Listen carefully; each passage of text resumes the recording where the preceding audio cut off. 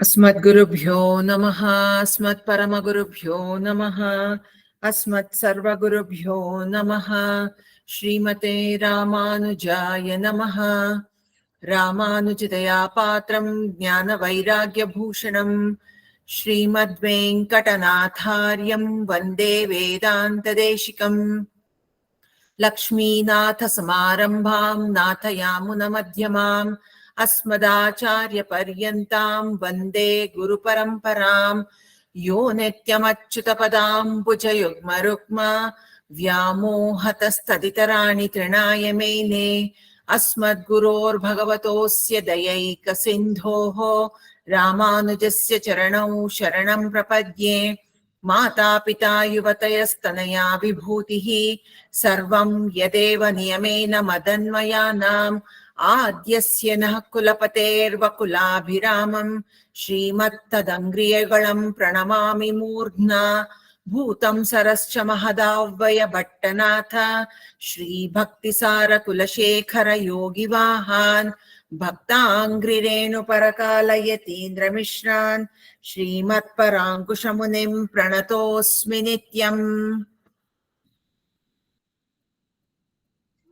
व्यासं वसिष्ठनप्तारं शक्तेः पौत्रमकल्मषं पराशरात्मजं वन्दे शुकतातं तपोनिधिं। व्यासाय विष्णुरूपाय व्यासरूपाय विष्णवे नमो वै ब्रह्मनिधये वासिष्ठाय नमो नमः। अविकाराय शुद्धाय नित्याय परमात्मने सदैकरूपरूपाय विष्णवे सर्वजिष्णवे सम्यक्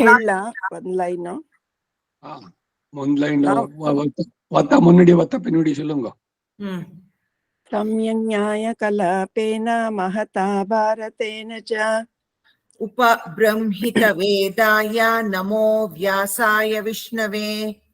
मुनिं स्तिग्नाम्बुदाभासं वेदव्यासमकल्मषम् वेदव्यासं सरस्वत्या वासं व्यासं नमाम्यहम्।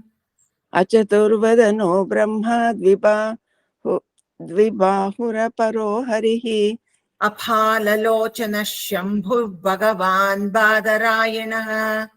कृष्णं कमलपत्राक्षं पुण्यश्रवणकीर्तनम् वासुदेवं जगद्योनिं नौमि नारायणं हरिम्।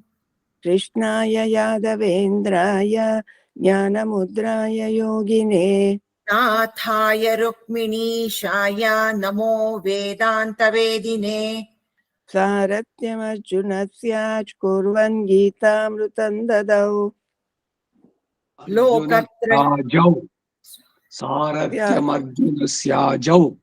सारथ्यमर्जुनस्याजौ कुर्वन् गीतामृतं ददौ लोकत्रयोपकाराय तस्मै कृष्णात्मने नमः। सर्वोपनिषदो गावः दोग्धा गोपालनन्दनः पार्थो वत्सः सुधीर्भोक्ता दुग्धं गीतामृतं महत्। मलनिर्मोचनं पुंसां जलस्नानं दिने दिने सकृद्गीताम्भसि स्नानं संसारमलमोचनम्। गीता सुगीता कर्तव्या किमन्यैः शास्त्रविस्तरैः या स्वयं पद्मनाभस्य मुखः पद्माद्विनिसृताः।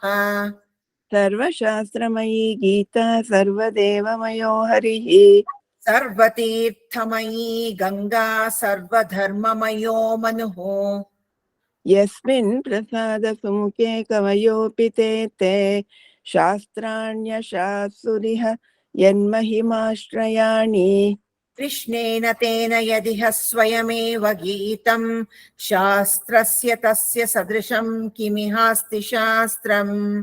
भीष्मद्रोणतटा जयद्रथा जला गान्धार नीलोत्पला शल्यग्राहवती कृपेण वहनी कर्णेन वेलाकुला अश्वत्थाम विकर्ण घोर मकरा दुर्योधनावर्तिनी सोत्तीर्णा खलु पाण्डवैर्रणनदी कैवर्तके केशवे नमोऽस्तु ते व्यासविशालबुद्धे पुल्लारविन्दायतपत्रनेत्र येन त्वया भारततैलपूर्णः प्रज्वालितो ज्ञानमयप्रदीपः प्रपन्नपारिजाताय स्तोत्रवेत्रैकपाणये ज्ञानमुद्राय कृष्णाय गीतामृतदुहे नमः वसुदेवसुतं देवं कंसचाणूरमर्दनं देवकी देवकी परमानन्दं कृष्णं वन्दे जगद्गुरुम् पाराशर्यवचः सरोजममलं गीतार्थगन्धोत्कटं नानाज्ञानककेसरं हरिकथा सम्बोधनाबोधितम् लोके सज्जन षट्पदैरहरहः पेपीयमानं मुदा भूयाद् भारत पङ्कजं कलिमल प्रध्वंसिनः श्रेयसे मूकं करोति वाचालं पङ्गुं लङ्घयते गिरिं यत्कृपातमहं वन्दे परमानन्दमाधवम् यं ब्रह्मा वरुणेन्द्ररुद्रमरुतः स्तुन्वन्ति दिव्यैस्तवैः वेदैः साङ्गपदक्रमोपनिषदैः गायन्ति यं सामगाः ध्यानावस्थिततद्गतेन मनसा पश्यन्ति यं योगिनो यस्यान्तं न विदुः सुरासुरगणा देवाय तस्मै नमः पार्थाय प्रतिबोधितां भगवता नारायणेन स्वयं व्यासेन ग्रथितां पुराणमुनिना मध्ये महाभारतम् अद्वैतामृतवर्षिणीं भगवतीम् अष्टादशाध्यायिनीम् अम्ब त्वाम् अनुसन्दधामि भगवद्गीते भवद्वेषिणीम् ಅಷ್ಟಮೈ ಶ್ರೀ ಸಮೇತ ಶ್ರೀಕೃಷ್ಣಾಯ ಪರಬ್ರಹ್ಮಣೇ ನಮಃ. 2ನೇ ಅಧ್ಯಾಯದಲ್ಲಿ ಎಲ್ಲಿಂದ ಜೊತೆನಲ್ಲಿ ಹೇಳೋದು? 61ರಿಂದ. ಸರಿ, ಇಬ್ರು ಕಂಟಿನ್ಯೂ ಮಾಡಿ.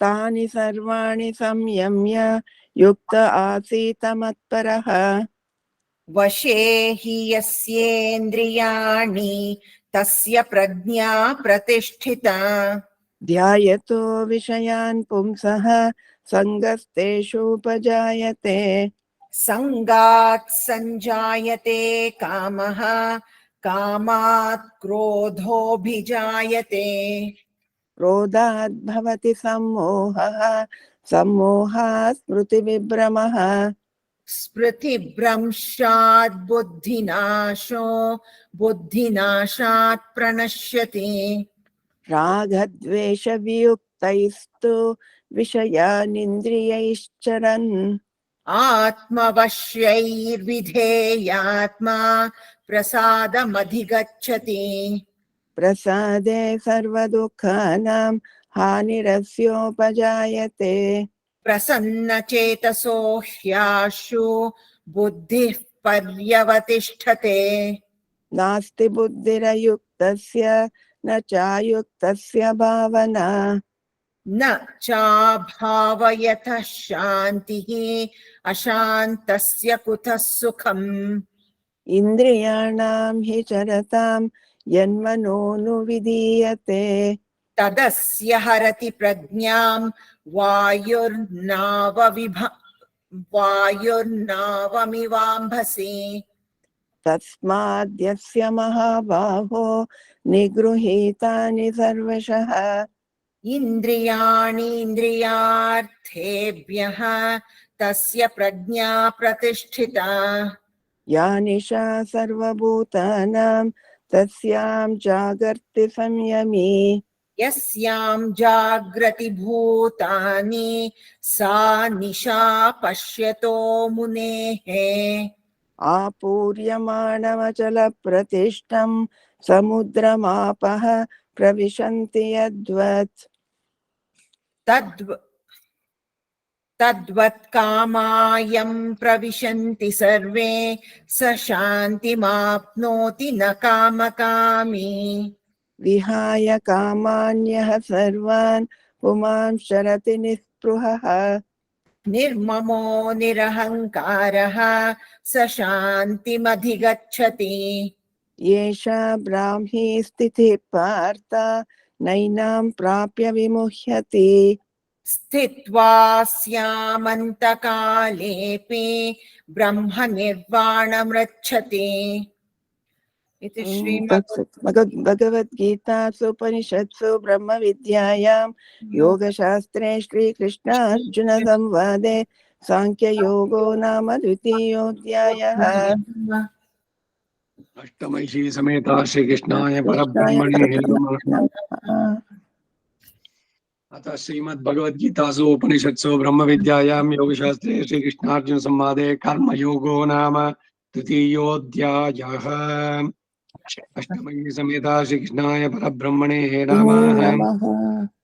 अर्जुन उवाच जायसी चेत् कर्मणस्ते मता बुद्धिर्जनार्दन तत्किं कर्मणि घोरे मां नियोजयसि केशव। अर्जुन उवाच जायसी चेत् कर्मणस्ते मता बुद्धिर्जनार्दन तत्किं कर्मणि घोरे मां नियोजयसि केशव। अतः श्रीमद्भगवद्गीतासु उपनिषत्सु ब्रह्मविद्यायां योगशास्त्रे श्रीकृष्णार्जुनसंवादे कर्मयोगो नाम तृतीयोऽध्यायः। अर्जुन उवाच ज्यायसि चेत् कर्मणस्ते मता बुद्धिर्जनार्दन तत्किं कर्मणि घोरे मां नियोजयसि केशव। यामिष्टेनेव वाक्येन बुद्धिं मोहयसीव मे तदेकं वद निश्चित्य येन श्रेयोऽहमाप्नुयाम्। व्यामिश्रेणैव वाक्येन बुद्धिं मोहयसीव मे तदेकं वद निश्चित्य येन श्रेयोऽहमाप्नुयाम्। व्यामिश्रेणेव वाक्येन बुद्धिं मोहयसीव मे तदेकं वद निश्चित्य येन श्रेयोऽहमाप्नुयाम्। भगवानुवाच लोकेऽस्मिन् द्विविधा निष्ठा पुरा प्रोक्ता मया नघ ज्ञानयोगेन साङ्ख्यानां कर्मयोगेन योगिनाम्। श्रीभगवानुवाच लोकेऽस्मिन् द्विविधा निष्ठा पुरा प्रोक्ता मया नघ ज्ञानयोगेन साङ्ख्यानां कर्मयोगेन योगिनाम्। श्रीभगवानुवाच लोकेऽस्मिन् द्विविधा निष्ठा पुरा प्रोक्ता मया नघ ज्ञानयोगेन साङ्ख्यानां कर्मयोगेन योगिनाम्। न कर्मणाम् अनारम्भान् नैष्कर्म्यं पुरुषोऽश्नुते न च सन्न्यसनादेव सिद्धिं समधिगच्छति। न कर्मणाबनारम्भात् नैष्कर्म्यं पुरुषोऽश्नुते न च संन्यसनादेव सिद्धिं समधिगच्छति। न कर्मणाम् अनारम्भान् नैष्कर्म्यं पुरुषोऽश्नुते न च सन्न्यसनादेव सिद्धिं समधिगच्छति। न हि कश्चित् क्षणमपि जातु तिष्ठत्यकर्मकृत् कार्यते ह्यवशः कर्म सर्वः प्रकृतिजैर्गुणैः। न हि कश्चित् क्षणमपि जातु तिष्ठत्यकर्म कृत कार्यते ह्यवशः कर्म सर्वः प्रकृतिजैर्गुणैः। न हि कश्चित् क्षणमपि जातु तिष्ठत्य कर्मकृत् कार्यते ह्यवशः कर्म सर्वः प्रकृतिजैर्गुणैः कर्मेन्द्रियाणि संयम्य य आस्ते मनसा स्मरन् इन्द्रियार्थान् विमूढात्मा मिथ्याचारः स उच्यते। कर्मेन्द्रियाणि संयम्य य आस्ते मनसा स्मरन् इन्द्रियार्थान् विमूढात्मा मिथ्याचारः स उच्यते। कर्मेन्द्रियाणि संयम्य य आस्ते मनसा स्मरन् इन्द्रियार्थान् विमूढात्मा मिथ्याचारः स उच्यते। यस्त्विन्द्रियाणि मनसः नियम्यारभतेऽर्जुन कर्मेन्द्रियैः कर्मयोगम् असक्तः स विशिष्यते। यस्त्विन्द्रियाणि मनसा नियम्यारभतेऽर्जुन कर्मेन्द्रियैः कर्मयोगम् असक्तः स विशिष्यते। यस्त्विन्द्रियाणि मनसा नियम्यारभतेऽर्जुन कर्मेन्द्रियैः कर्मयोगम् असक्तः स विशिष्यते। नियतं कुरु कर्म त्वं कर्म ज्यायो ह्यकर्मणः शरीरयात्रापि च ते न प्रसिद्धेद कर्मणः।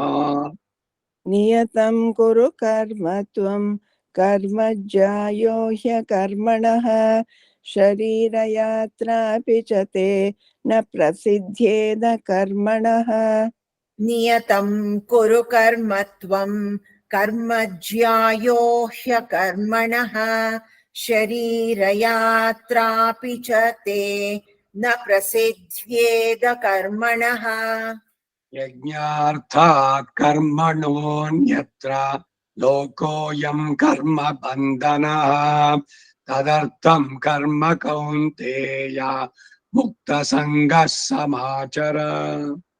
यज्ञार्थात् कर्मणोऽन्यत्र लोकोऽयं कर्म बन्धनः तदर्थं कर्म कौन्तेय मुक्तसङ्गः समाचर।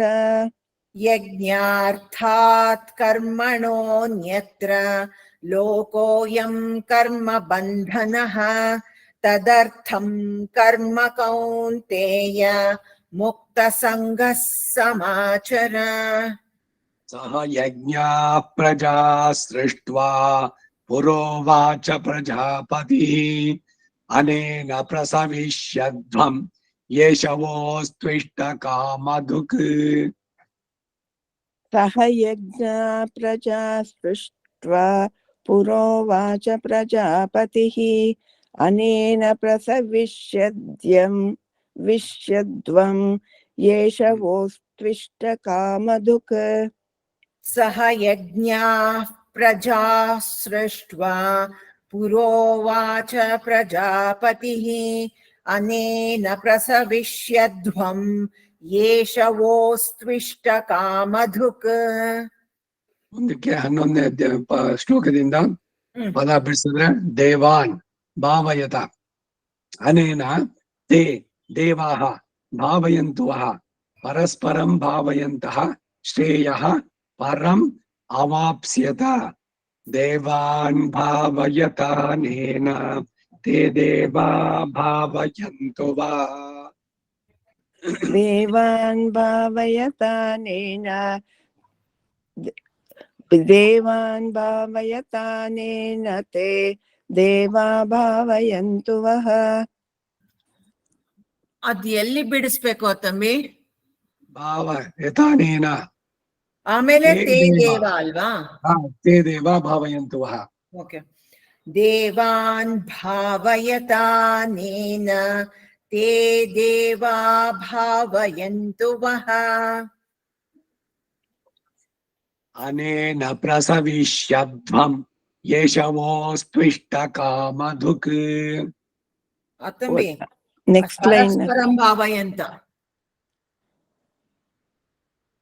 ಪರಸ್ಪರ ಮೇಲ್ಗಡೆ ಅದ್ರ ಅರ್ಥದ ಕಡೆ ಹೋಗ್ಬಿಟ್ಟೆ ನಾನು. ಮೊದಲು ಪ್ರಜಾಪತಿ ಸೃಷ್ಟಿಯನ್ನ ಮಾಡಿ ಅಂತ ಹೇಳ್ದ. ಸಹಯಜ್ಞ ಪ್ರಜಾ ಸೃಷ್ಟ ಪುರೋವಾಚ ಪ್ರಜಾಪತಿ, ನಾನು ಅನೇಕವಾಗ್ಬೇಕು ಅಂತ ಭಗವಂತ ಸಂಕಲ್ಪಿಸಿದ್ದು. ಮೊದಲು ಅವನೊಬ್ಬನೇ ಇದ್ದ. ಆಮೇಲೆ ಅವನು ಚತುರ್ಮುಖ ಬ್ರಹ್ಮನನ್ನ, ಈ 9 ಜನ ಪ್ರಜಾಪತಿಗಳು ಇವರಿಂದ ಸೃಷ್ಟಿ ಕೆಲಸ ಮುಂದುವರಿಸಿ ಅಂತ. ಸೊ ಇದು ಒಂದು ಭಾಗ.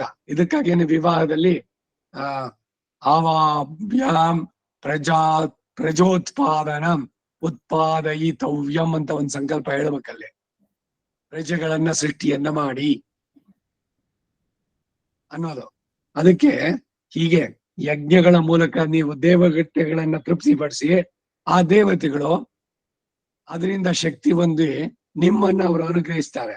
ಹೀಗೆ ಪರಸ್ಪರ ಕರ್ತವ್ಯ, ಒಬ್ಬರಿಂದ ಇನ್ನೊಬ್ಬರು ಉಪಕೃತರಾಗಿದ್ದು ಅವರಿಂದ ನಮಗೆ. ಈಗ ದೇವತೆಗಳನ್ನ ನಾವು ಹವಿಸ್ಸುಗಳಿಂದ ಯಜ್ಞಗಳಿಂದ ಪೂಜಿಸಿದ್ರೆ ಅವರು ನಮಗೆ ಮಳೆ, ಕಾಲಕ್ಕೆ ಸಸ್ಯ ಸಮೃದ್ಧಿ, ಎಲ್ಲವನ್ನು ಸಂಪತ್ತನ್ನ ಇವುಗಳನ್ನೆಲ್ಲ ಅವ್ರು ನೀಡ್ತಾರೆ. ಅದು ಇಲ್ಲಿ ಬರುವಂತಹದ್ದು. ದೇವಾನ್ ಭಾವಯತಃ ಅನೇನ ತೇ ದೇವಾಹ ಭಾವಯಂತುವಃ ಪರಸ್ಪರಂ ಭಾವಯಂತಹ. ಹೀಗೆ ಇವರಿಬ್ರು ದೇವತೆಗಳು ಮನುಷ್ಯರು ಇದ್ದದಕ್ಕೆ ಶ್ರೇಯ ಪರಮವಾಪ್ಸ್ಯತ, ಶ್ರೇಯಸ್ಸನ್ನು ಕೋರುತ್ತಾ ಪರಮ ಶ್ರೇಯಸ್ಸನ್ನ ನೀವು ಪಡೆಯಿರಿ ಅಂತ ಅವನು ಹೇಳಿದ್ರು. ಪರಸ್ಪರಂ ಭಾವಯಂತಹ ಶ್ರೇಯ ಪರಮವಾಪ್ಸ್ಯತ. ಪರಸ್ಪರಂ ಭಾವಯಂತಹ ಶ್ರೇಯ ಪರಮವಾಪ್ಸ್ಯತ. ಪರಸ್ಪರಂ ಭಾವಯಂತಹ ಶ್ರೇಯಃ ಪರಮವಾಪ್ಸ್ಯಥ. 12ನೇ ಶ್ಲೋಕ. ಇಷ್ಟಾನೆ ಭೋಗಾನೆ ಹಿ ವಹ ದೇವಾಹ ದಾಸ್ಯಂತೆ ಯಜ್ಞ ಭಾವಿತಾಹ ತೈಃ ದತ್ತಾನ್ ಅಪ್ರದಾಯ ಯೇಭ್ಯಃ ಯಹ ಭುಂಕ್ತೆ ಸ್ಥೇನ ಏವ ಸಹ. ಕಳ್ಳ ಅಂತಾರೆ. ಏನನ್ನ ನಾವು ಪ್ರತಿಯೊಬ್ಬರು ಮಾಡ್ಬೇಕು, ಅದು ಯಜ್ಞಗಳಿಂದ ಸಂತುಷ್ಟರಾಗಿ ದೇವತೆಗಳು ನಿಮಗೆ ನೀವು ಕೇಳದೆ ಇದ್ರು ಕೊಡ್ತಾರೆ. ಇದನ್ನೇ ಅವರು ಹಳ್ಳಿ ಕೊಡಪ್ಪ ಅಂತ ಹೇಳೋದು. ಪ್ರಿಯವಾದ ಸುಖ ಭೋಗಗಳನ್ನು ಕೊಡುವರು. ಅವರಿಂದ ಕೊಡಲ್ಪಟ್ಟ ಭೋಗಗಳನ್ನ ಯಾರು ಅವರಿಗೆ ಸಮರ್ಪಿಸಿದೆ ಅನುಭವಿಸ್ತಾನೋ ಅವನು ನಿಜವಾಗ್ಲೂ ಕಳ್ಳ. ಈಗ ಭಗವಂತನೇ ಕೊಟ್ಟಿದ್ದು, ಮತ್ತೆ ಅವನಿಗೆ ಏನ್ ಕೊಡೋದು? ಭಗವಂತನಿಗೆ ಸಮರ್ಪಣೆ ಮಾಡೋದು. ಆ ಸಮರ್ಪಣೆ ಮಾಡಿದ್ದೆಲ್ಲ ಅವನೇ ತಾನೆ. ದ್ರವ್ಯಗಳನ್ನು ಕೊಟ್ಟಿದ್ದು ಎಲ್ಲ ಮಾಡಿದ್ದನ್ನು ಅವನಿಗೆ ಸಮರ್ಪಣೆ ಮಾಡದೆ ತಿಂದ್ರೆ ಅದು ಕಳ್ಳತನ ಅಂತ ಈ ಶ್ಲೋಕದಲ್ಲಿ ಬರುತ್ತೆ. ಇಷ್ಟಾನ್ ಭೋಗಾನ್ ಹಿ ವೋ ದೇವ ದಾಸ್ಯಂತೆ ಯಜ್ಞ ಭಾವಿತಾ. ಇಷ್ಟಾನ್ ಭೋಗಾನ್ ಹಿ ವೋ ದೇವ ದಾಸ್ಯಂತೆ ಯಜ್ಞ ಭಾವಿತಾಃ. ಇಷ್ಟಾನ್ ಭೋಗಾನ್ ಹಿ ವೋ ದೇವ ದಾಸ್ಯಂತೆ ಯಜ್ಞ ಭಾವಿತಾಃ. ಐರ್ದತ್ತಾನ ಪ್ರದಾಯೈಭ್ಯೋ ಯೋ ಭುಂಕ್ತೆ ಸ್ಥೇನ ಏವ ಸಹ. ತೈರ್ದತ್ತಾನ ಪ್ರದಾಯೈಭ್ಯೋ ಯೋ ಭುಂಕ್ತೆ ಸ್ಥೇನ ಏವ ಸಹ. ತೈರ್ದತ್ತಾನ ಪ್ರದಾಯೈಭ್ಯೋ ಯೋ ಭುಂಕ್ತೆ ಸ್ಥೇನ ಏವ ಸಹ. ವಿಶೇಷವಾಗಿ ಗೃಹಸ್ಥಾಶ್ರಮದಲ್ಲಿ ಏನೋ ನಮಗಾಗಿ ಏನ್ ಮಾಡಿಟ್ಕೊಂಡಿದೀವಿ, ಯಾರೋ ಬಂದಿದ್ದಾರೆ ಅವ್ರಿಗೆ ಅಯ್ಯೋ ಅದ್ ಕೊಟ್ರೆ ನಮಗಿರೋದಿಲ್ಲ ಅಂತ ತೆಗೆದಿಟ್ಕೊಂಡ್ ಮಾಡಿದ್ರೆ ಅದು ಆತ್ಮಾಪಹಾರಿಗಳು ಅಂತ ಹೇಳ್ದಂಗೆ ಕಳ್ಳರು ಇದಕ್ಕೆ ಸೇರುತ್ತದೆ. ಸ್ಥೇನ ಏವ ಸಹ. ನಮಗಿಲ್ದಲೇ ಇದ್ರೂ ಪರವಾಗಿಲ್ಲ, ಅವರು ಕೊಟ್ಟು ಅದರಿಂದ ತೃಪ್ತಿಯನ್ನು ಮಾಡ್ಬೇಕು. ಬೇಕಾದ್ರೆ ನೀವ್ ಇನ್ನೊಂದ್ಸಲಿ ಮಾಡ್ಕೊಳ್ಳಿ, ಆದ್ರೆ ಬಂದವರಿಗೆ ಕೊಡ್ಬೇಕು. ಹಾಗೇನೆ ಇವಾಗ ತದಿ ಆರಾಧನೆ ಎಲ್ಲರನ್ನು ಕರೆದಿದ್ದೀರಿ, ಮಾಡಿದ್ದೀರಿ, ಬೆಳಗಿಂದ ಎಲ್ಲ ಶ್ರಮ ಪಟ್ಟು ನಂಬಳಿಕೆ ಕೃತಯ್ಯೋ ಕಡ್ಸಿಗೆ ಭರತ ಮಾಂಗಚೂಡೆ, ಇದು ದೊಡ್ಡ ಅಪಚಾರ ಆಗತ್ತೆ. ಅತಿಥಿ ಸತ್ಕಾರ ಗೃಹಸ್ಥಾಶ್ರಮದಲ್ಲಿ ಪ್ರಧಾನವಾದದ್ದು. ಮೊದಲು ಎಲ್ರಿಗೂ ಆಗ್ಬೇಕು, ಉಳಿದ್ರೆ ನಿಮಗೆ, ಇಲ್ಲದಿದ್ರೂ ಪರವಾಗಿಲ್ಲ, ಭಗವಂತ ಮೆಚ್ಚಿದಾನೆ. ನಮಗಾಗಿ ಅಂತ ಇಟ್ಕೊಳ್ಬಾರ್ದು. ಹಾಗೆ ದೇವತೆಗಳೇ ಕೊಟ್ಟಿದ್ದು ಅದನ್ನ ಅವರುಗಳಿಗೆ ಸಮರ್ಪಣೆ ಮಾಡಿ ಆಮೇಲೆ ಸ್ವೀಕಾರ ಮಾಡ್ಬೇಕು. ಈಗ ಭಗವಂತನ ಮುಂದೆ ಇಟ್ರು ಅಲ್ಲಿ ಇದ್ರಲ್ಲಿ ಏನೋ ಗೋವರ್ಧನ, ಅವನ್ ನೇರವಾಗಿ ಎಲ್ಲ ತೆಗೆದು ಹಾಕೊಂಡ, ಎಲ್ಲ ಪೂರ ಖಾಲಿ ಆಯ್ತು. ದೊಡ್ಡ ದೊಡ್ಡ ಕಳುದಪ್ಲೆಗಳು ಎಲ್ಲಾನು. ಯಾರು ಗೋಪಿಗಳು ಇವರುಗಳು ಏನಾರು ಅನ್ಕೊಂಡ್ರೇನೋ, ಅಯ್ಯೋ ಎಲ್ಲ ಅವನೇ ತಿಂದ್ಬಿಟ್ಟ, ನಮ್ಗೇನು ಸಿಗ್ಲಿಲ್ಲ ಅಂತ. ದೇವರ್ ಸೋ ಹ್ಯಾಪಿ. ಇಷ್ಟು ವರ್ಷ ಸುಮ್ಮನೆ ಇಟ್ಬಿಟ್ಟು ತಂದು ನಾವು ತಿಂತಾ ಇದ್ವಿ ಅಂತ. ಹಾಗಾದ್ರೆ ನಾವು ಮಾಡೋದು ಸರಿನೋ ಅಂತಂದ್ರೆ, ನಮಗ್ ಮುಂದಕ್ಕೆ ಸ್ಮೃತಿಗಳಲ್ಲಿ ಇದ್ರೆ ಹೇಳೋದೇನು ಅಂದ್ರೆ, ಭಗವಂತನ ಬರೀ ದೃಷ್ಟಿ ಆಗ್ಬಿಟ್ರೆ ಸಾಕು. ಅದರಿಂದ ಏನ್ ವಿಶೇಷ ಅಂದ್ರೆ, ಭಗವಂತನಿಗೆ ಸಮರ್ಪಣೆ ಮಾಡಿದ್ರೆ ಅದು ಪ್ರಸಾದವಾಗತ್ತೆ, ಅದು ಚೆನ್ನಾಗಿ ವರ್ಧಿಸುತ್ತೆ. ಅದೇನೆ ಅವನಿಗೆ ಕೊಡದೆ ತಿಂದ್ರೆ ಕೇವಲ ಗೋ ಭವತಿ ಕೇವಲಾದಿ, ಇದರಿಂದನೂ ಅನೇಕ ಸರಿ ಹೇಳಿದ್ದೆ ನಾನು. ಬರೀ ನಮ್ಮ ನಾಲಿಗೆ ರುಚಿಗಾಗಿ ಮಾಡ್ಕೊಂಡು ಭಗವಂತನ ಕೊಡದೆ ತಿಂದ್ರೆ ಕೇವಲ ನಾವು ಪಾಪವನ್ನ ತಿಂತೀವಿ. ಯಾಕೆ ಅಂದ್ರೆ ಆ ಒಂದೊಂದು ಒಗಳಿನಲ್ಲಿ ಈ ಕರ್ಮ ಮಾಡಿದಂತ ಚೇತನರು ಅದ್ರ ಜೊತೆನಲ್ಲಿರ್ತಾರೆ. ಭಗವಂತನಿಗೆ ಸಮರ್ಪಣೆ ಮಾಡಿದ್ರೆ ಆ ದೋಷ ನಮ್ಗುಂಟಾಗಲ್ಲ. ಇಲ್ಲ ಬರೀ ನಮ್ಮ ಬಾಯಿಗೆ ರುಚಿಗೆ ಅಂತ ಅಂದ್ಬಿಟ್ಟು ಮಾಡ್ಕೊಂಡು ತಿಂದ್ರೆ ಅದ್ ಯಾವ್ದನ್ನ ತಿಂದಿರ್ತೀರೋ, ಸಾತ್ವಿಕವೋ ರಾಜಸವೋ ತಾಮಸವೋ, ಆ ಗುಣಗಳ ಇದರಿಂದ ನಮ್ಮ ಮನಸ್ಸನ್ನ ಬುದ್ಧಿಯನ್ನ ಆ ಕಡೆಗೆ ಅದು ಪ್ರಚೋದಿಸುತ್ತೆ. ಅದರಿಂದ ಭಗವನ್ ನಿವೇದಿತವಾದ ಪದಾರ್ಥಗಳನ್ನೇ ನಾವು ಸ್ವೀಕಾರ ಮಾಡ್ಬೇಕು ಅಂತ ಹೇಳೋದು.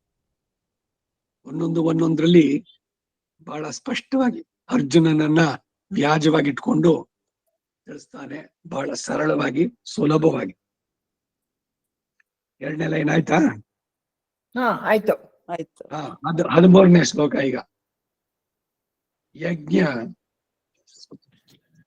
ಶಿಷ್ಟಾಶಿನಃ, ಯಜ್ಞಶಿಷ್ಟ ಅಂತಂದ್ರೆ ಯಜ್ಞದಲ್ಲಿ ಮಿಕ್ಕಿದ್ದು ಯಜ್ಞಶೇಷ. ಅಶಿನಃ ಸಂತಹ ಮುಚ್ಯಂತೆ ಸರ್ವಕಿಲ್ಬಿಷೈ. ಯಾರು ಯಜ್ಞವನ್ನ ಸಮರ್ಪಣೆ, ಹೀಗೆ ಪ್ರತಿಯೊಂದು ಯಜ್ಞ, ಈ ಊಟ ಮಾಡೋದು ಒಂದು ಯಜ್ಞ ಅಂತ ಹೇಳ್ತೇವೆ ನಾವು. ಹಾಗೆ ಭಗವಂತನಿಗೆ ಪ್ರಸಾದವನ್ನು ಕೊಟ್ಟು ಆ ಭಗವಂತ ಸ್ವೀಕರಿಸಿದ್ದ ಪ್ರಸಾದವನ್ನು ಮಾಡಿದಾಗ ಮುಚ್ಯಂತೆ ಸರ್ವ ಕಿಲ್ಬಿಷೈ ಭುಂಜತೆ ತೇತು ಅಘಂ ಪಾಪಾಹ ಯೇ ಪಚಂತಿ ಆತ್ಮಕರಣತಿ. ಕಾರಣ ಹೇಳಿದೆ, ಉದಕ ಶಾಂತಿ ಇದೆ ಹೇಳಿದೆ, ಈ ಶ್ಲೋಕದಲ್ಲಿ ಅವನೇ ಸ್ಪಷ್ಟವಾಗಿ ಹೇಳಿದ್ದಾರೆ. ತೇತು, ಯಾರು ಭಗವಂತನ ಕೊಡದೆ ತಿಂತಾರೋ, ಅಘಂ ಅಂದ್ರೆ ಪಾಪಗಳು, ತೇ ಅಘಂ ಪಾಪಾಹ ಯೇ ಪಚಂತಿ ಆತ್ಮಕರಣ. ನಮ್ಮ ನಾಲಿಗೆಯ ರುಚಿಗೆ ಶರೀರ ಬೆಳೆಸೋಕೆ ಅಂತ ತಿಂದ್ರೆ ಬರೀ ಪಾಪವನ್ನ ತಿಂತಾರೆ ಅವರುಗಳು ಅನ್ನೋದನ್ನ ಹೇಳ್ತಾನೆ ಇಲ್ಲಿ. ಯಜ್ಞಶಿಷ್ಟಾಶಿನ ಸಂತೋ ಮುಚ್ಯಂತೆ ಸರ್ವ ಕಿಲ್ಬಿಷೈ. ಯಜ್ಞಶಿಷ್ಟಾಶಿನಃ ಸಂತೋ ಮುಚ್ಯಂತೆ ಸರ್ವ ಕಿಲ್ಬಿಷೈಃ. ಯಜ್ಞಶಿಷ್ಟಾಶಿನಃ ಸಂತೋ ಮುಚ್ಯಂತೆ ಸರ್ವ ಕಿಲ್ಬಿಷೈಃ. ಭುಂಜತೆ ತೇ ತ್ವಘಂ ಪಾಪ ಯೇ ಪಚಂತ್ಯಾತ್ಮಕಾರಣಾತ್. ಭುಂಜತೆ ತೇ ತ್ವಗಂ ಪಾಪ ಯೇ ಪಚಂತ್ಯಾತ್ಮಕಾರಣಾತ್. ಭುಂಜತೆ ತೇ ತ್ವಘಂ ಪಾಪ ಯೇ ಪಚಂತ್ಯಾತ್ಮಕಾರಣಾತ್. ಯಜ್ಞಶೇಷ ಪ್ರಸಾದವನ್ನು ಸೇವಿಸುವ ಶ್ರೇಷ್ಠ ಪುರುಷರು ಎಲ್ಲಾ ಪಾಪಗಳಿಂದ ಬಿಡುಗಡೆ ಹೊಂದ್ತಾರೆ. ಮತ್ತು ಯಾವ ಪಾಪಿಗಳು ತಮಗೋಸ್ಕರವಾಗಿ ಶರೀರ ಪೋಷಣೆಗೆ ಅಡಿಗೆ ಮಾಡ್ಕೊಳ್ತಾರೋ ಅವರ ಪಾಪವನ್ನೇ ತಿಂತಾರೆ, ಅರ್ಥಾತ್ ಅದನ್ನ ಅನುಭವಿಸ್ತಾರೆ. ಅದರಿಂದ ಉಂಟಾಗುವಂತ ಕೆಟ್ಟ ಪರಿಣಾಮಗಳು ಶರೀರದ ಮೇಲೆ, ಮನಸ್ಸಿನ ಮೇಲೆ, ವಾಕ್ಯನ ಮೇಲೆ, 3 ಮೇಲೂ ಅದರ ಪ್ರಭಾವ ಉಂಟಾಗುತ್ತೆ. ಅದರಿಂದ ಯಾವಾಗ್ಲೂ ಏನನ್ನೇ ಆದ್ರೂ ಕೂಡ ಭಗವಂತನಿಗೆ ಸಮರ್ಪಣೆ ಮಾಡ್ಬೇಕು.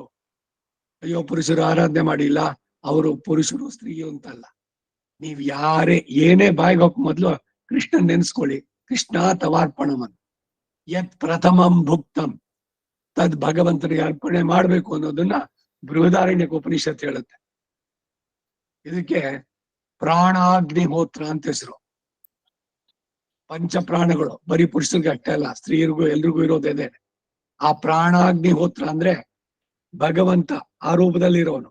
ಅಹಂ ವೈಶ್ವಾನರೋ ಭೂತ್ವ ಪ್ರಾಣಿನಾಂ ದೇಹಮಷ್ಟಿತ.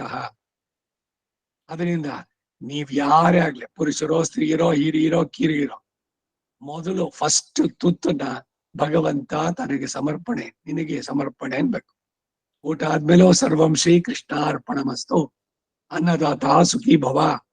ಇದೆಲ್ಲ ವೇದ ಅಲ್ಲ, ಎಲ್ರೂ ಹೇಳ್ಬೇಕು. ಅದು ಊಟ ಆದ್ಮೇಲೆ ಅದು ಏನ್ ಹೇಳ್ತಾರೆ, ಊಟ ಆದ್ಮೇಲೆ ಕೈ ತೊಳ್ಕೊಂಡು, ಕೈ ಒದ್ದೆ ನೀರಿನಲ್ಲಿ ಕಣ್ಣನ್ನು ಎರಡನ್ನು ಒರೆಸ್ಕೋಬೇಕು ಅಂತಿದೆ. ಪುರುಷರಾದವರು 2 ಆಚಮನ ಮಾಡಿ ಹೆಬ್ಬೆರಳನ್ನ ನೀರಿನಲ್ಲದ್ದು ಎದೆಯನ್ನು ಮುಟ್ಕೊಂಡು ಹೇಳ್ಬೇಕು. ಆ ಯಜ್ಞ ಅದು. ಪ್ರಾಣೇ ಅಪಾನೇಣಿ ವಿಶ್ಯಾಮೃತ ಗಮ್ಮತಂ ಅಪಾನಮನ್ನೇ ನಾಪ್ಯಾಯಸ್ವ ಪ್ರಾಣಾನಾಂ ಗ್ರಂಥಿರಸಿ ರುದ್ರೋ ಮಾವಿಶಾಂತಕಸ್ತೇನಾನ್ನೇನ ಆಪ್ಯಾಯಸ್ವ. ಪ್ರತಿ ದಿನ ಇದನ್ನ ಹೇಳ್ಬೇಕು. ಹಾಗೆ ಮಾಡಿದ್ರೆ ಊಟ ಮಾಡಿದ್ದೇನೆ ಒಂದು ಯಜ್ಞವಾಗುತ್ತೆ. ಅದಕ್ಕೆ ಪ್ರಾಣಾಗ್ನಿಹೋತ್ರ ಅಂತ ಹೆಸರು. ಮುಂದಕ್ಕೆ ಅನ್ನಾಥೆ ಭವಂತಿ ಭೂತಾನಿ ಪರ್ಜನ್ಯಾತೆ ಅನ್ನ ಸಂಭವ ಯಜ್ಞಾತೆ ಭವತಿ ಪರ್ಜನ್ಯ ಯಜ್ಞ ಕರ್ಮ ಸಮುದ್ಭವ. ಅನ್ನಾತ್ ಭವಂತಿ ಭೂತಾನಿ ಪರ್ಜನ್ಯಾದನ್ನ ಸಂಭವ. अन्नात् भवन्ति भूतानि पर्जन्यादन्न सम्भवः. अन्नाद् भवन्ति भूतानि पर्जन्यादन्न सम्भवः. यज्ञात् भवति पर्जन्यो यज्ञः कर्म समुद्भवः.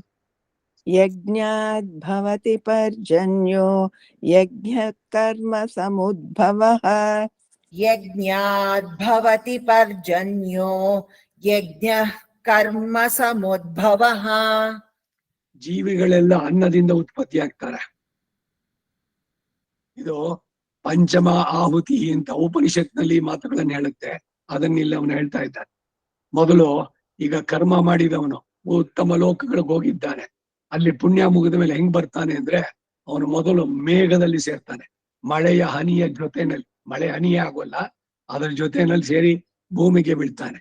ಆಮೇಲೆ ಸಸಿಯಾಗಿ ಔಷಧಿ ವನಸ್ಪತಿಗಳು ಅನ್ನವಾಗಿ, ಅವುಗಳಲ್ಲಿ ಧಾನ್ಯವಾಗಿ, ಧಾನ್ಯ ಆದ್ಮೇಲೆ ಅದನ್ನ ಪುರುಷ ಸ್ತ್ರೀಯರಲ್ಲಿ, ಅಲ್ಲಿಂದ ಮುಂದಕ್ಕೆ ಅವನಿಗೆ ಬೇರೆ ರೂಪ, 5 ರೂಪಗಳನ್ನೇ ಬಿಟ್ಟು ಆಮೇಲೆ ಪುರುಷ ಸ್ತ್ರೀಯರ ಸಮಾಗಮದಿಂದ ಶುಕ್ಲ ಶೋಣಗಳ ಸಂಪರ್ಕದಿಂದ ಭ್ರೂಣ ಅನ್ನೋದು ಉಂಟಾಗತ್ತೆ.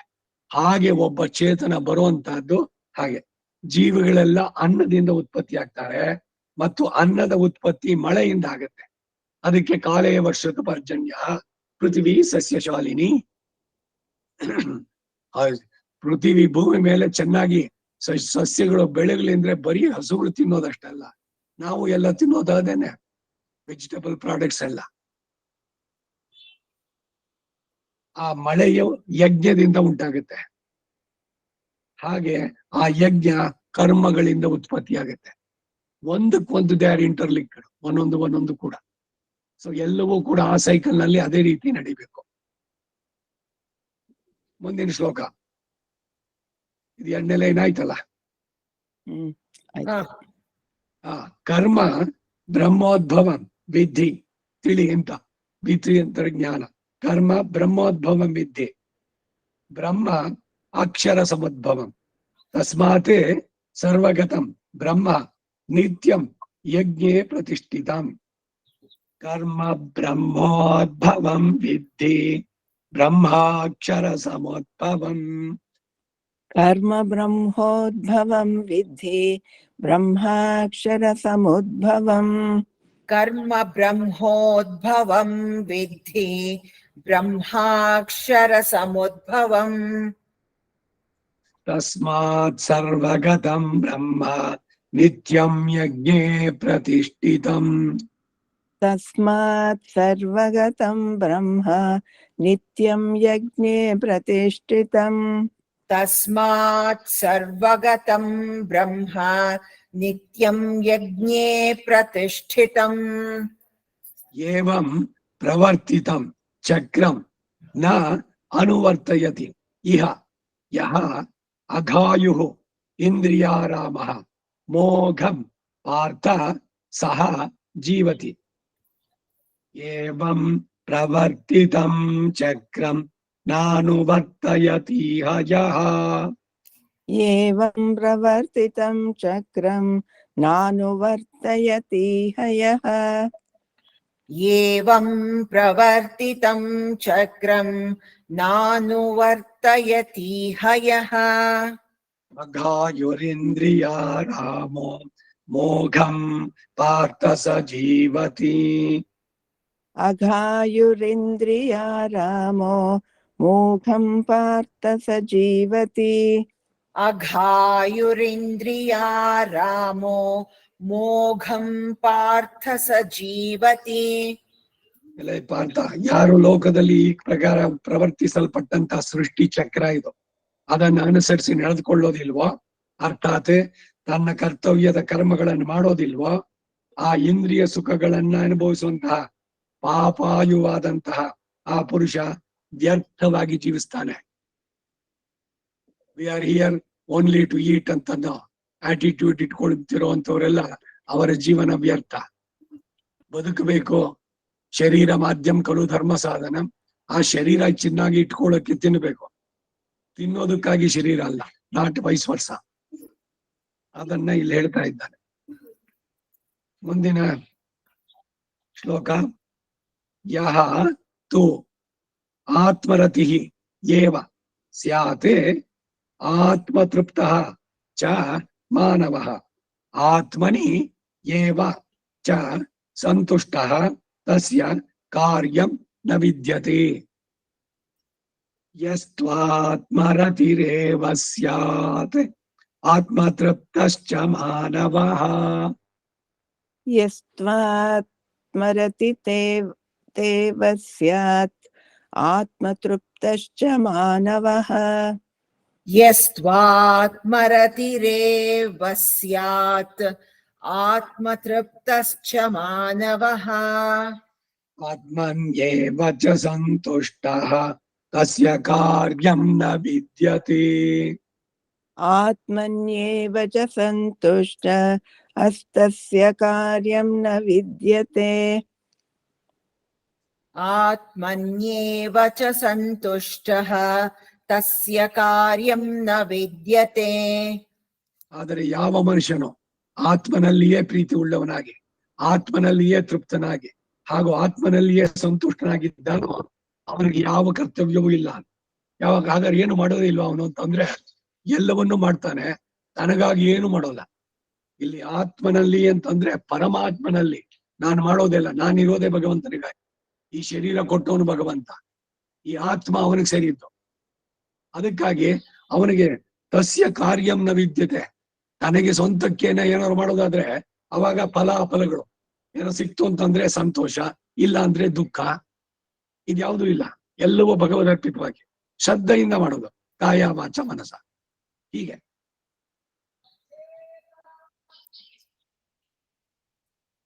ಇದಾಯ್ತಲ್ವಾ? ಆತ್ಮನ್ಯೇವ ಚ ಸಂತುಷ್ಟಃ. ಮುಂದಿನ ಶ್ಲೋಕಕ್ಕೆ ಹೋಗೋಣ. ಇಲ್ಲ, ಎರಡನೇ ಲೈನ್. ಎರಡನೇ ನೈವ line ತಸ್ಯ ಆತ್ಮನ್ಯೇವ ಚ ಸಂತುಷ್ಟಸ್ತಸ್ಯ ಕಾರ್ಯಂ ನ ವಿದ್ಯತೆ. ಆತ್ಮನ್ಯೇವ ಚ ಸಂತುಷ್ಟಃ ತಸ್ಯ ಕಾರ್ಯಂ ನ ವಿದ್ಯತೆ. ಆತ್ಮನ್ಯೇವ ಚ ಸಂತುಷ್ಟಸ್ತಸ್ಯ ಕಾರ್ಯಂ ನ ವಿದ್ಯತೆ. ಮುಂದಿನ ಶ್ಲೋಕ. ನ ಏವ ತಸ್ಯ ಕೃತೇನ ಅರ್ಥಃ ನ ಅಕೃತೇನ ಇಹ ಕಶ್ಚನ ನ ಚ ಅಸ್ಯ ಸರ್ವಭೂತೇಷು ಕಶ್ಚಿತ್ ಅರ್ಥಂ ವ್ಯಪಾಶ್ರಯಃ ನೈವ ತಸ್ಯ ಕೃತೇನಾರ್ಥೋ ನ ಕೃತೇನೇಹ ಕಶ್ಚನ. ನೈವ ತಸ್ಯ ಕೃತೇನಾರ್ಥೋ ನ ಕೃತೇನೇಹ ಕಶ್ಚನ. ನೈವ ತಸ್ಯ ಕೃತೇನಾರ್ಥೋ ನ ಕೃತೇನೇಹ ಕಶ್ಚನ. ನ ಚಾಸ್ಯ ಸರ್ವಭೂತೇಷು ಕಶ್ಚಿದರ್ಥಂ ವ್ಯಪಾಶ್ರಯಃ. ನ ಚಾಸ್ಯ ಸರ್ವಭೂತೇಷು ಕಶ್ಚಿದರ್ಥವ್ಯಪಾಶ್ರಯಃ. ನ ಚಾಸ್ಯ ಸರ್ವಭೂತೇಷು ಕಶ್ಚಿದರ್ಥವ್ಯಪಾಶ್ರಯಃ. ಈ ಪ್ರಪಂಚದಲ್ಲಿ ಅಂತಹ ಮಹಾಪುರುಷರಿಗೆ ಕರ್ಮ ಮಾಡೋದ್ರಿಂದಾಗ್ಲಿ ಅಥವಾ ಮಾಡದೆ ಇರೋದ್ರಿಂದಾಗ್ಲಿ ಯಾವ ಪ್ರಯೋಜನನೂ ಇಲ್ಲ. ಬಿಕಾಸ್ ದೇ ಆರ್ ನಾಟ್, ಫಲದಲ್ಲಿ ಆಸಕ್ತಿ ಇಲ್ಲ, ಸೋಮಾರಿತನ ಇಲ್ಲ, ಇಲ್ಲಿ ಕೆಲಸ ಬಿಟ್ರು ಅಂತ ಯಾವ ಪ್ರಯೋಜನವನ್ನು ಬಯಸೋ ಇಲ್ಲ, ಎಲ್ಲ ಭಗವದರ್ಪಿತವಾಗಿ ಮಾಡೋದು. ಮತ್ತು ಇವರಿಗೆ ಎಲ್ಲ ಜೀವಿಗಳೊಡನೆ ಒಂದಿಷ್ಟು ಸಹ ಸ್ವಾರ್ಥದ ಸಂಬಂಧ ಇರೋದಿಲ್ಲ. ಆದಾಗ್ಯೂ ಸಹ ಅವರಿಂದ ಕೇವಲ ಲೋಕ ಹಿತಾರ್ಥಕ್ಕಾಗಿ ಕರ್ಮ ಮಾಡಲ್ಪಡುತ್ತೆ. ಇದ್ರ ಬಗ್ಗೆ ಚರ್ಚೆ ನಾನು ರಂಗಪ್ರಿಯ ಸ್ವಾಮಿಗಳ ಹತ್ರ ಮಾಡಿದೆ. ಇವಾಗ ಉದಾಹರಣೆ ತಗೊಳ್ಳಿ, ರಂಗಪ್ರಿಯ ಸ್ವಾಮಿಗಳೇನೆ ಭಗವಂತನ ಕಂಡವರು.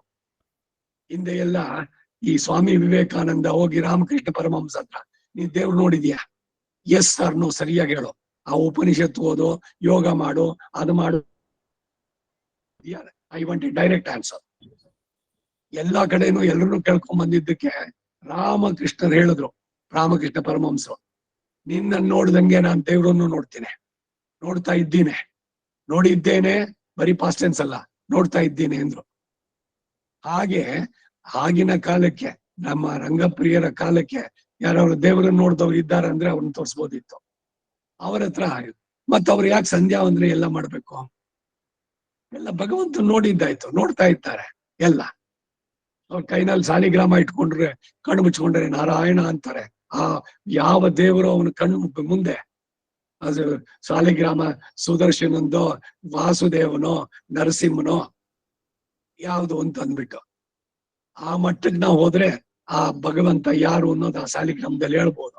ಇಲ್ದಿದ್ರೆ ನಮ್ಮ ಮಟ್ಟಿಗೆ ಏನು ಅಂತಂದ್ರೆ, ಸಾಲಿಗ್ರಾಮದಲ್ಲಿ ಶ್ರೀಮನ್ ನಾರಾಯಣನ ಸಾನ್ನಿಧ್ಯ ಇದೆ. ನೀವು ನಿಮ್ಮ ಮನೆದೇವರು ಶ್ರೀನಿವಾಸ, ಹೌದು ಅವನೇನೆ. ಇಲ್ಲ ಶ್ರೀ ನರಸಿಂಹ, ಅವನೇನೆ. ಸಾಲಿಗ್ರಾಮದಲ್ಲಿರೋದು ನಾರಾಯಣನೇ. ನೀವು ಯಾವರನ್ನ ಭಾವಿಸಿ ಅವರವರ ಭಾವಕ್ಕೆ, ಅವರವರ ಭಕ್ತಿಗೆ ಕೃಷ್ಣ ಅನ್ಕೊಳ್ಳಿ, ಅವನು ಕೃಷ್ಣನಾಗಿಯೇ ನಿಮ್ಮನ್ನು ಅನುಗ್ರಹಿಸ್ತಾನೆ. ಹೀಗೆ ಶಿವ ಸಾಲಿಗ್ರಾಮ, ಗಣೇಶ ಸಾಲಿಗ್ರಾಮ, ಇನ್ಯಾವುದೋ ಸಾಲಿಗ್ರಾಮ ಅಂತ ಇಲ್ಲ. ಇದೆಲ್ಲ ಸುಮ್ಮನೆ ಅವರವ್ರು ಹೇಳ್ಕೊಳ್ಳೋದಷ್ಟೇ. ಆಧಾರ ಸಹಿತವಾಗಿ ತಗೊಂಡ್ರೆ ಸಾಲಿಗ್ರಾಮದಲ್ಲಿ ನಾರಾಯಣನ ಸಾನ್ನಿಧ್ಯ ಇದೆ. ಶಿವನ ಸಾಲಿಗ್ರಾಮ ಅಂತಿಲ್ಲ. ಏನೋ ಅದು ಉದ್ದಕ್ಕಿದೆ, ಲಿಂಗದ ಚೆಪ್ಪ ಇದೆ, ಅದರಿಂದ ಅದು ಶಿವ ಸಾಲಿಗ್ರಾಮ ಅಂತ ಹೀಗೆಲ್ಲ ಇಲ್ಲ. ಇದು ಪಾಂಚರಾತ್ರ ಅನುಗಮ ಇವುಗಳಲ್ಲಿ ಹೇಳುತ್ತೆ. ಸಾಲಿಗ್ರಾಮದ ವಿಧಾನ, ಪೂಜಾ ಇದ್ರದ್ದೆಲ್ಲ ತಿಳಿಸ್ಬೇಕಾರೆ ಈ S.K. ರಾಮಚಂದ್ರ ರಾವ್ ಅಂತಿದ್ರು, ಅವರು ಒಂದ್ ದೊಡ್ಡ ಗ್ರಂಥಾನೇ ಬರ್ತಿದ್ರು, ಸಾಲಿಗ್ರಾಮ ಕೋಶ ಅಂತ. ಇವೆಲ್ಲ ಇಲ್ಲಿ ನಾನು ಏನ್ ಹೇಳಕ್ ಬಂದಿದ್ದು ಅಂದ್ರೆ, ರಂಗಪ್ರಿಯ ಸ್ವಾಮಿಗಳು ದೇವರನ್ನೇ ನೋಡಿದವರು. ಮತ್ತ್ಯಾಕೆ ಅವರು 4 ಸಲ ಸಂಧ್ಯಾವನ್ನ ಮಾಡ್ತಾರೆ, ತುರಿಯ ಸಂಧ್ಯೆ ಅಂತ? ಯಾಕೆ ಅಂದ್ರೆ ಲೋಕ ಸಂಗ್ರಹಕ್ಕಾಗಿ ಮಾಡ್ಬೇಕಪ್ಪ. ಕೃಷ್ಣನೇ ಮಾಡ್ಬೇಕಾಗಿತ್ತೇನೋ? ಕುದುರೆಗೆ ಎಲ್ಲ ಮಾಲಿಶ್ ಮಾಡಿ ಸಾರಥಿಯಾದಾಗ ಅವನ ಡ್ಯೂಟೀಸ್ ಎಲ್ಲ ಏನು? ಯದ್ಯದ್ ಆಚರತಿ ಶ್ರೇಷ್ಠ ತತ್ತದೇವೇತರೋ ಜನಾಃ ಸಯತ್ ಪ್ರಮಾಣಂ ಕುರುತೆ ಲೋಕಃ ತದನುವರ್ತತೆ. ಅದರಿಂದ ಲೋಕ ನಿನ್ನನ್ನ ನೋಡಿ ಫಾಲೋ ಮಾಡೋದ್ರಿಂದ ನೀನು ಲೋಕ ಸಂಗ್ರಹಕ್ಕಾಗಿ ಎಲ್ಲವನ್ನ ನಡೆಸ್ಬೇಕು. ಅದು ಪರ್ಸನಲ್ ಆಗಿ ನಿನಗೆ ಉಪಯೋಗ ಇದೆಯೋ ಇಲ್ವೋ? ಲೋಕ ಸಂಗ್ರಹಕ್ಕಾಗಿ ಶ್ರುತಿನಲ್ಲಿ ಹೇಳಿದೆ, ನಡೆಸು. ಇವಾಗ ಭಗವಂತನೇ ಕಾಣ್ಮೇಲೆ ಇದ್ಯಾಕ್ಬೇಕು? ಇದಕ್ಕೆ ಮೊನ್ನೆ ಇವತ್ತು 2-3 ಕ್ಲಾಸ್ ಹಿಂಭಾಗದಲ್ಲಿ ಹೇಳಿದ್ ನಾನು. MA ಓದ್ತಾ ಇದ್ದವನು ಟ್ವಿಂಕಲ್ ಟ್ವಿಂಕಲ್ ಲಿಟ್ಲ್ ಸ್ಟಾರ್ ಇನ್ನೂ ಬೈ ಹಾರ್ಟ್ ಮಾಡ್ಬೇಕಾ ಅಂತಂದ್ರೆ ಅವನ್ ಲೆವೆಲ್ ಏನು ಅಂತ. ಆ ಉದಾಹರಣೆ ಇದಕ್ಕಲ್ಲ. ನಿತ್ಯ ನೈಮಿತ್ತಿಕ ಕರ್ಮಗಳು ಪ್ರತಿಯೊಬ್ಬರು ನಡೆಸಲೇಬೇಕಾದ. ಉಪನಿಷತ್ ಕಾಲಕ್ಷೇಪ ಆಗೋಗಿದೆ, ಸಂಧ್ಯಾವನ್ನೇ ಬಿಟ್ಟುಬಿಡ್ತೀನಿ ಅಂದ್ರೆ ಅವನು ಭ್ರಷ್ಟನಾಗ್ತಾನೆ.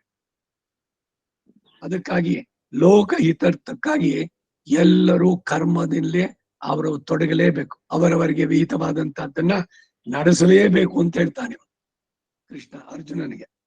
ಮುಂದಿನ ಶ್ಲೋಕ, ತಸ್ಮಾತ್ ಅಸಕ್ತಃ ಸತತಂ ಕಾರ್ಯಂ ಕರ್ಮ ಸಮಾಚಾರ.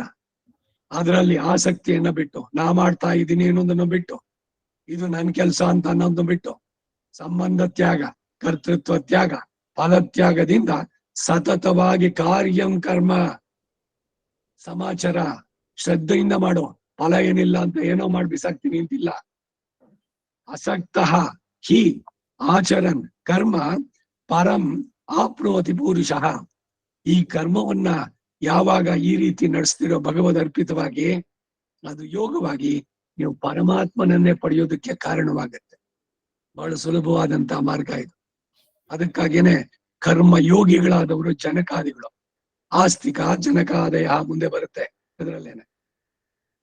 ಈಗ ಈ ಶ್ಲೋಕ, ತಸ್ಮಾತ್ ಅಸಕ್ತ ಸತತಂ कार्यं कर्म समाचर तस्माद् असक्त सततं कार्यं कर्म समाचर तस्माद् असक्तः सततं कार्यं कर्म समाचर असक्तो ह्याचरन् कर्म परमाप्नोति पुरुषः असक्तो ह्याचरन् कर्म परमाप्नोति पुरुषः असक्तो ह्याचरन् कर्म परमाप्नोति पुरुषः ಮುಂದಿನ ಶ್ಲೋಕದಲ್ಲೇ ಇದೆ ನೋಡಿ. ಈಗ ತಾನು ಹೇಳ್ತೇನೆ ನಾನು ಜನಕಾದಿ ಅಂತ ಅಂದ್ಬಿಟ್ಟು ಉದಾಹರಣೆ ಅವನೇ ಕೊಟ್ಟಿದ್ದಾನೆ. ಕೃಷ್ಣನೇ ಹೇಳ್ತಾನೆ ಕರ್ಮಣ ಏವ ಹಿ ಸಂಸಿದ್ಧಿಂ ಆಸ್ಥಿತಾಃ ಜನಕಾದಯಃ ಅಸ್ಥಿತಃ ಅಲ್ಲ ಇದು ಆಸ್ಥಿತಾಃ ಲೋಕ ಸಂಗ್ರಹಂ ಏವ ಅಪಿ ಸಂಪಶ್ಯನ್ ಕರ್ತುಮರ್ಹಸಿ ಕರ್ಮಣೈವ ಹಿ ಸಂಸಿದ್ಧಿಂ ಆಸ್ಥಿತಾ ಜನಕಾದಯಃ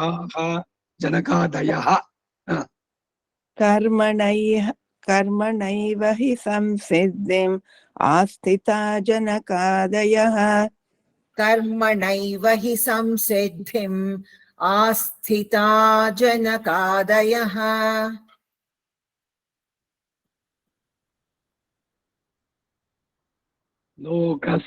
लोकसंग्रहमेवापि सम्पश्यन् लोकसङ्ग्रहमेवापि सम्पश्यन् कर्तुमर्हसि लोकसङ्ग्रहमेवापि सम्पश्यन् कर्तुमर्हसि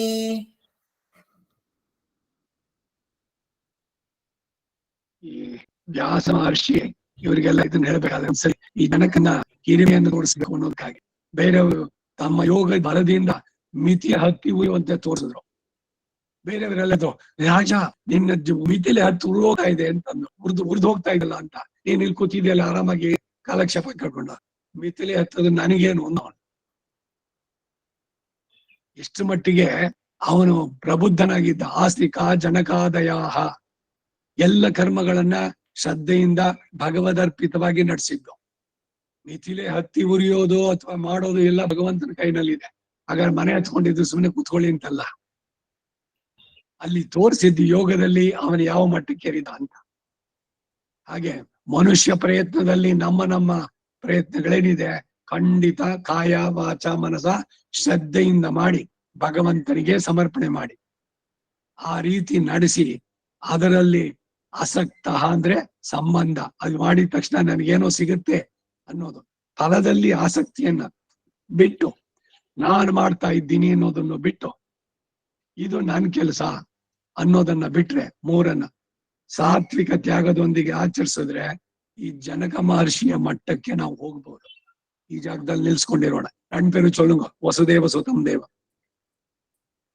वसुदेवसुतं देवं कंसचाणूरमर्दनम् देवकी परमानन्दं कृष्णं वन्दे जगद्गुरुम् अतसी पुष्पसङ्काशं हारनूपुरशोभितम् रत्नकङ्कणकेयूरं कृष्णं वन्दे जगद्गुरुम् कुटिलालकसंयुक्तं पूर्णचन्द्रनिभाननम् विलसत्कुण्डलधरं देवं कृष्णं वन्दे जगद्गुरुम् मन्दारगन्धसंयुक्तं चारुहासं चतुर्भुजम् बहिर्पिञ्चावचूडाङ्गं बर्हिर्पिञ्चावचूडाङ्गं कृष्णं वन्दे जगद्गुरुम् उत्फुल्लपद्मपत्राक्षं नीलजीमूतसन्निभम् यादवानां शिरोरत्नं कृष्णं वन्दे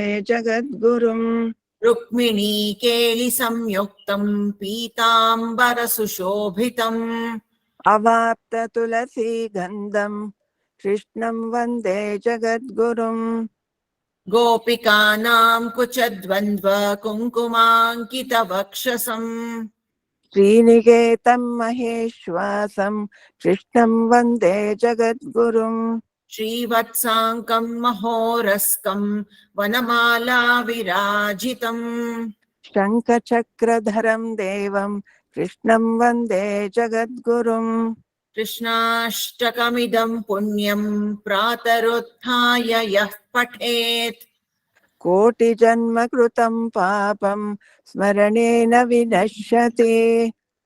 सर्वं श्री वासुदेवार्पणमस्तु।